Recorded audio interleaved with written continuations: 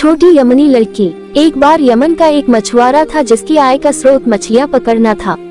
एक दिन मछुआरा नदी के किनारे अपना जाल लगाने में व्यस्त था। इस दिन उसकी छोटी बेटी भी उसके साथ थी। वह पकड़ी गई मछलियों को उठाकर अपने पीछे एक टोकरी में रखता था। मछली पकड़ने के एक लंबे दिन के बाद उसने उत्सुकता से टोकरी में देखा। उसे आश्चर्य हुआ कि टोकरी पूरी तरह से खाली थी।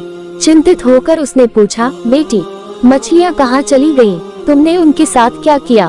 बेटी ने रोते हुए कहा, प्रिय पिता, आपने मुझे बताया कि एक हदीस में कहा गया है, केवल वही मछली जाल में फंसती है जो अल्लाह की याद से बेखबर हो जाती है।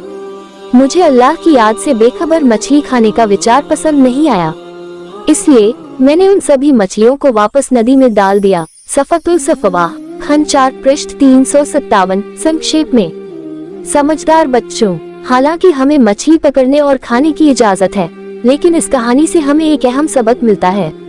हमें उन लोगों के साथ समय बिताना चाहिए जो अल्लाह ताला को याद करते हैं, उनके आदेशों का पालन करते हैं और उन चीजों से दूर रहते हैं जो अल्लाह ताला को नापसंद हैं। हम ये भी सीखते हैं कि अल्लाह को भूल जाना समस्याएं और चिंताएं पैदा होती हैं। ख्वातीनो हजरात, आपको हमारी यह प्यारी सी और छोटी सी हदीस पाक कैसी लगी? आप कमेंट बॉक्स में जरूर बताएं और सवाब की नीयत से हदीस को लाइक शेयर करें। हमें सपोर्ट करने के लिए हमारे चैनल को सब्सक्राइब करके बेल नोटिफिकेशन को ऑन जरूर करें, ताकि आने वाली हदीस पाक से आप हजरात महरूम ना रह जाए।